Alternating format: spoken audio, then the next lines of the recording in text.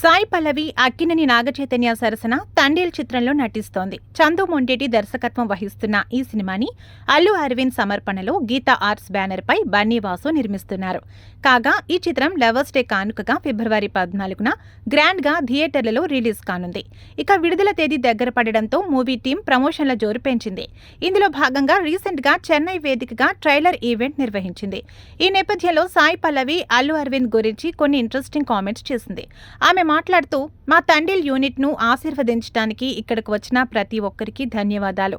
ముందుగా ఈ కథను రియల్ స్టోరీ లాగా చెప్పారు, కానీ తర్వాత దాన్ని అందమైన ప్రేమ కథగా మార్చారు. ఈ జర్నీకి 3 ఏళ్లు సమయం పట్టింది. పిక్చరైజేషన్కి 1.5 ఏడాది సమయం పట్టింది. చైతన్య అద్భుతంగా తన పాత్రలో ఒదిగిపోయి ప్రాణం పెట్టి నటించాడు. దేవిశ్రీ గారు అందమైన పాటలను ఇచ్చారు. సినిమా రిలీజ్కు ముందే ఆడియన్స్ పాటలను పెద్ద హిట్ చేసి మా అందరికీ ఎనర్జీనిచ్చారు. అరవింద్ గారు నాకు తండ్రితో సమానం. 1.5 ఏడాది పాటు సినిమాను షూట్ చేసినప్పుడు ఎక్కడా ఇబ్బంది లేకుండా మా టీంకు సపోర్ట్ అందించారు. కరుణాకరణ్ గారికి తెలుగు ఇండస్ట్రీలో స్వాగతం చెబుతున్నారు. అద్భుతంగా నటించారు.